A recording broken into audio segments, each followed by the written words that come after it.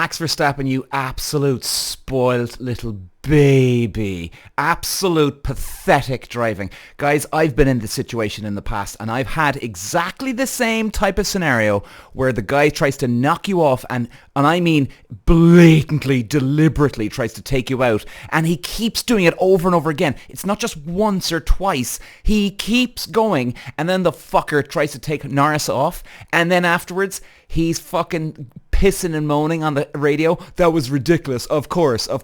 He's being sarcastic. Yeah, you little prick. I tell you guys, you'd have to hold me back after that. And I've been in that situation before where I've been had to held back afterwards because some prick is trying to get at you. And not just that.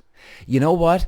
This is the moment where Max Verstappen, if he's not getting a punch in the face from Lando Norris, he'll lose all respect for Norris and everybody at McLaren. This is the moment that Lando Norris needs to knock the fuck Verstappen onto the ground, man. Out cold.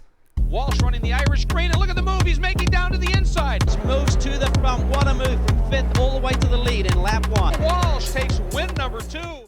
Peter. Walsh. Hey, ladies and gents, welcome. Well, listen, I think we've all seen that Grand Prix, and my God, we've got a lot to get through, guys. And you know what? I just want to actually talk about the race. I'll be honest. It's the only thing I want to actually talk about. But we have to get through. To some of the other notes as well, guys. In fairness, and Jesus, what a dramatic weekend. So we're going to go quickly over some of the points, guys, first, and then we're going to get to the main event, the Grand Prix, because, wow, we're going to talk about Verstappen and Norris, but before we do, so, guys, okay, let's get it to it, will we? General.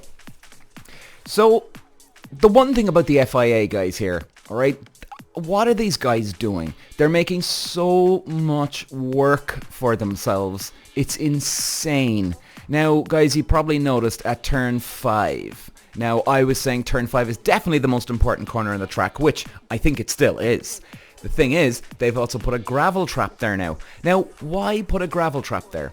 Why, in God's name, are they doing more work than they need? Guys, I've been saying it all along. The FIA are always, track limits, and penalising this person, that person, this person, and blah, blah, blah, blah. They're making so much work for themselves. What they should be doing here is literally leaving the drivers go over the white lines. Everybody go over. And you see, it's not dangerous, right? The cars are going over 200 miles an hour anyway. So there's loads of grip, loads of downforce. There's no need to be scrutinizing this. Because if you give one driver all the advantage, you're giving every driver the advantage at this stage. So there's no driver is gaining an advantage if they all go over the track limits. And besides that, no one has an advantage. Plus, sometimes over those track limits, the track can be a little bumpy, right? So I'm not saying that it'd be good because, they might all crash. No, I'm not saying that. But it will show you that, they might even have to back off. Or they might get a little sideways and all of a sudden they lose a bit of momentum and then bang, the guy from behind overtakes the guy. So like a lot of things can happen when they use that track limits and go on to dirty track and just bumpy track. I think it would be a really good idea if they just leave it go. And number 2 on the list, the FIA don't have to do much work then. They're giving themselves less work. And of course, what did they do? They decide to put in a gravel trap because of the track limits. So they're making more work for themselves. Then because they've made more work for themselves, then they put in a gravel trap because of the work. So they've done even more now. So in a way, their goal was to prevent people going over the track limits. Well, why don't you just throw out your goddamn rule, FIA? Seriously. I just don't understand it, guys. I really, really don't. It's insane, man. It's insane. Okay, so let's get into... Let's see, guys. And qualifying. Here we go. Again, another ridiculous move by the FIA. Hamilton leaves the pit lane and his car jack is on the left-hand side. So I don't know if any of you guys saw this. He leaves the pit garage to go onto the track. As he's driving out of the actual garage, he knocks over I think it was an air tunnel or air tube, and also a car jack. Now the car jack is, it's got those two wheels and it's got a handle, right? And you put it under the car and then you can actually elevate the car up, right? So he knocks over those two. Now, number one, Hamilton just goes out. He gets he gets noted for this by the FAA or FIA. Why? Why? It was a mistake by Mercedes. It wasn't Hamilton's fault. Not that I mean, unless Hamilton literally drove in to the thing, which wouldn't make sense. But still, it was the mechanics' problem. It was the mechanics' job to get rid of this stuff on the left-hand side. Now look, people make mistakes.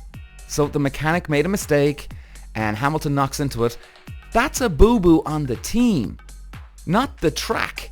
And the FIA takes note of this? Jesus, what if they go to the toilet? Are they going to get penalised for going to the jacks next? Is that what's coming next? I mean, really, guys, ridiculous. It was just a honest mistake by the Mercedes team, and that's it. There was no need for the FIA to get involved.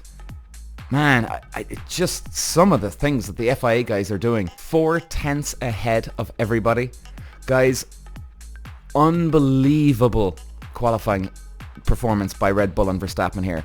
I mean, especially because 4/10 at a track this small is like a second and a half, maybe a second on a normal track. Insane pace. And where did they get that qualifying pace, man, is beyond me. Beyond me. 4/10, wow. Unbelievable. Unbelievable. And then here we go again with the FIA. Oscar Piastri goes over the line and he qualifies from 3rd and he starts in 7th. Now, yes, okay, I'll give it to the FIA this time. They did take a long time to get to the rule though, but they did the right thing this time. I know, even when they're doing the right thing, now I'm like, oh, here we go again with the FIA. He was over the white line, in fairness, but then McLaren saying that they're going to appeal it. I mean, look, guys, it was obvious he was over the white line. Simple as that. What are you doing talking about actually going to appeal that? Now, I get what they're doing. What they want is in the hope that Piastri doesn't get a penalty, so therefore he'd be up there with Norris and he can potentially work for the championship.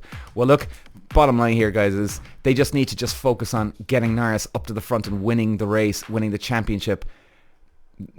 Forget about this arty-farty crap running around worried about the FIA penalising your boy when it was obvious Piastri went over the line, guys. It was so blatantly obvious, okay? No rocket science, enough said. And then, guys, the sprint race. Now, I know I was saying I really want to get onto the Grand Prix in a second, which we will. Quickly, the sprint race. Quite exciting for the first, was it the first or second lap when Verstappen gets overtaken by Norris and then Piastri comes up? Look, it was definitely something we were kind of thinking, okay, this could be good for the main Grand Prix. Problem was, Verstappen gets him back and easy win for Verstappen. But the problem here is, guys, and this is where I was very disappointed in McLaren. They let Piastri stay in his position. Now, it looked like to me that Verstappen blew away with the competition because I think Piastri he had enough pace, but I don't think he was as fast as Norris. I think if Norris was ahead of him in second, Norris could have took the fight to Verstappen. Of course, we'll never know, of course. But I do think that he did have the pace to take it on with Verstappen. And what they should have done, McLaren here, get on the team radio and literally say, okay, Oscar, we're really sorry, buddy, but look, we've got a championship here to win. We're going to let Norris overtake you, okay? Please slow down, let him through, all right? And we're going to go with that. You know, you can apologize to the cows come home, but that's exactly what you wanted to have done. Because you want Norris now to be maximising, gaining as many points as he can. And why? Because Max Verstappen scores 8 points for the win. Second position is 7 points. Third is 6. Now, if you come in third and you get 6, he's just got 2 on you. If you come in second, he's got 1 on you.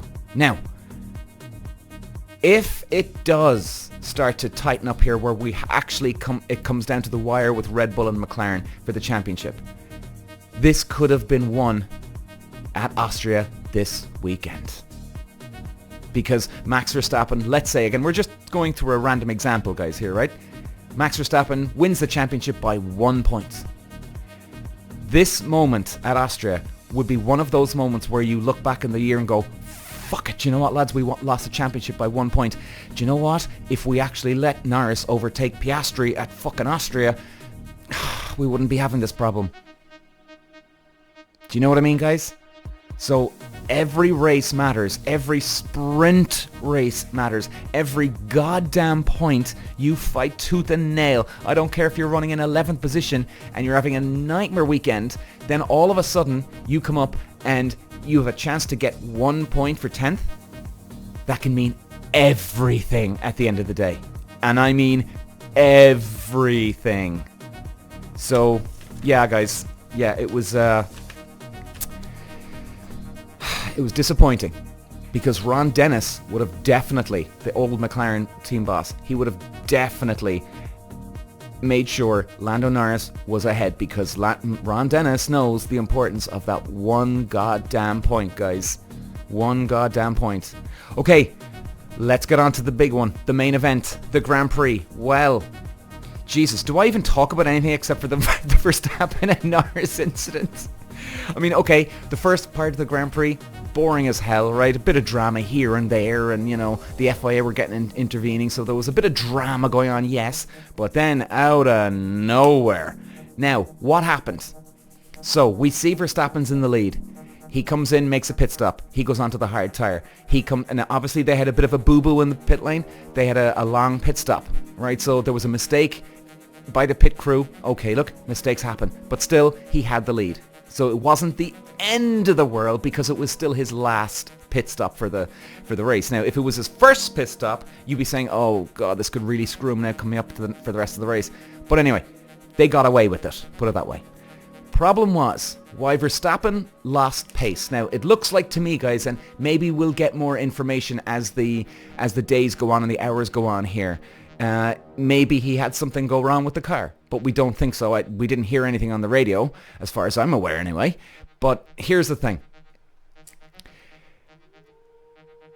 He flat spotted the tyres, Verstappen did.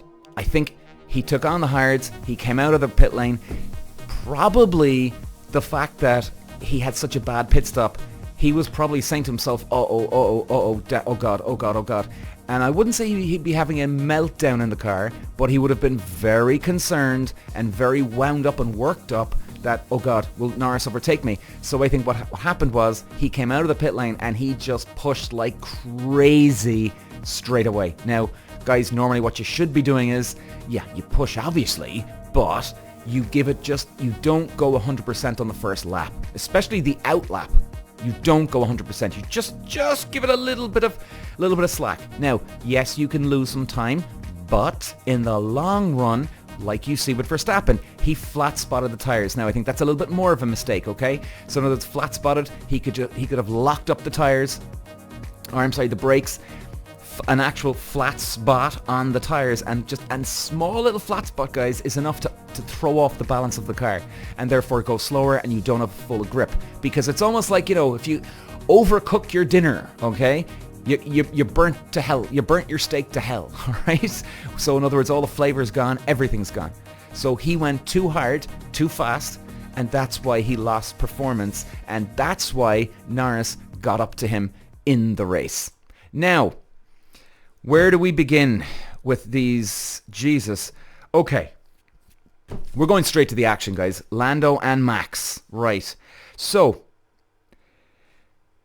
Verstappen's losing pace. Norris comes up to him.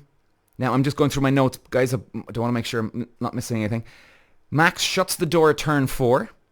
Now, he did nothing wrong. This is the first incident now, guys. And how many incidents was there, you know? But the first time, he shuts the door. Nothing wrong. Absolutely nothing wrong with that one. Turn 4, again, the second time round. Lando goes for the move, gets him. He goes wide. Yes, he went into the track limits, okay? He pushed, he lunged, basically, right?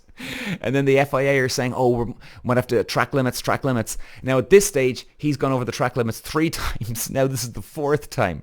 So, I mean, at this stage, he should have been black flagged for the race. In other words, the black flag guys would be disqualified from the race. I mean, if it was that bad. But he didn't get disqualified, which was very interesting. And I thought, I even had a question mark. Why wouldn't you black flag him if that's his 4th incident? So could the FIA let him off with that one? 100% they could have let him off with that. Because, and I'll tell you why, because it was a racing incident. He went for the move, Verstappen and himself. Now, it looked like on the camera that Lando was in the lead. So technically, when he went off, he didn't gain an advantage because he was in the lead. So that's it. No rocket science. The FIA, okay, he technically went track limits. But at the same time, guys, you could have let them off for that one because they did lose ground, right? They lost time. So even the guy in 3rd position would have actually gained time on them here. So no one gained an advantage. No one gained a lap time position or a position. No one gained a faster lap. No one gained anything. They actually lost out. And the fact that Verstappen was so aggressive that you would have just let it go. You know what I mean? You would have let it go. Now, okay. So that was the 2nd time, right? And then, you see, this is what disappointed me with Max Verstappen, man. This was really upsetting, I have to say. And listen, guys, I've been a Max Verstappen fan. And this, actually, it really pissed me off. Max comes on. Again now, Max is being really aggressive. Okay? Really aggressive. And then he comes on the radio after the 2nd incident. And then he's like, oh, that's not how you overtake. What are you, Max? His teacher now? Who says that? Seriously. That's not how you overtake. Jesus Christ. And it was the way he said it too, guys. Patronizing almost, Very disappointed with Max Verstappen on this one. Very disappointed. Now, let's get to the real cream of this, the juicy part. Max was a dirty bastard. And guys, this is coming from a Max Verstappen fan, was a Max Verstappen fan. Am I a Verstappen fan anymore? Nope. I like the fairness, guys, and I think, if this is your first time hearing my podcast, you won't know me, but if you've heard it before, I'm always trying to be fair to everybody, guys, right? And I'm sure a lot of you would agree with that. I might love Verstappen, but then I'll call him on his bullshit, and then any other drivers. Any of them. And Max Verstappen is a dirty bastard. That was insane what he was doing out there, guys. It was maddening. It was sickening. And I'll tell you why. Because he did it the subtle way. And it was consistent. Now, what do I mean by that?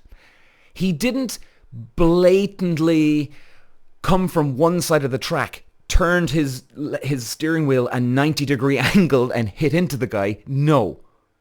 But what he was doing was he was consistently making sure that if Lando Norris came up on the outside, no, okay, he's going to shut the door. And then if he did it again, oh, no, I'm going to shut the door. Like, it was constant, guys. Constant. So in entry into the corner, he shut the door. Midway through the corner, he shut the door. Second time mid-corner, he shut the door. It was just constant. You know what I mean, guys? Like, fair enough, okay. Even the first 2 incidences, Max was aggressive. And he was very aggressive to the point where he was weaving into him, right? And you were like, oh, Jesus, Verstappen, what the hell? That was a... You could toss a coin of like, Jesus, should this guy be disqualified for this? Or, a penalty? And then he does it twice, right? But now, then he didn't do it mid-corner. He did it on the entrance. Then he didn't do it mid-corner. Now, he still did something on the first part. But this is the point, guys. When he got really, when the 2 of them went off and got the puncture here, 2 of them got a puncture because of Max Verstappen's dirtiness. He consistently pushed him. And, guys, I'm telling you, number 1, Max Verstappen should have been black flagged from that race. That was nuts. He was doing it at turn 4, at turn 5, consistently, non-stop, would not give him any room. And guys, it's okay to be aggressive. It's perfectly okay to be aggressive. And even the first 2 incidences, like I said, you can let that away. But is this what he's resorting to, Max Verstappen? Poor little baby. He's had everything gone his way all the time. Then all of a sudden it doesn't, and it's their home track. And now all of a sudden he's throwing the toys out of the cot. That's exactly what it's looking like to me, guys. And here's what I like, though. This, I think, has rattled Red Bull. They did not win their home track, their home race.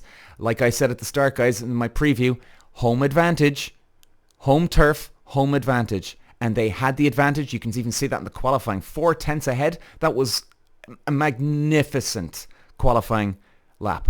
It was unreal. And then they resort to this dirty, cheap tactics. And here's the worst part of this.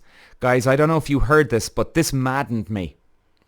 At the end, on the slowing down lap, when they pass the flag, Verstappen is, he's slowing down and he's talking to the radio. And then they said, oh, guys, Max, you're getting a penalty for this. And Verstappen comes on, sarcastic as fuck. And he's like, oh, sure, of course I did. Like, yeah, why wouldn't I get a penalty for this? And he's like, oh, it's ridiculous. And then Red Bull are going back onto him. Yeah, I know, Max, right? I know. It's crazy. They're all agreeing with him. Guys, we're going to close off the podcast right now, but I'm telling you this. Even I'm riled up here. I'm riled the fuck up. The balls on Verstappen to actually delude himself and thinking that he did nothing wrong. And he's even worse. He's being sarcastic about it now. He's getting drunk on power, guys. Max Verstappen thinks he can do anything. And the moment things don't go well for him, he fucking cries like a little baby on the radio, bitching and moaning his usual crap when things don't go well for him. And guys, now, I'm not a Verstappen fan anymore. That was just so sickening what he was doing to Lando Norris. And like I said, guys, it wasn't an unbelievable, outrageous, deliberate move. It was the consistency of his dirtiness. Wouldn't give him anything. Incredibly dirty.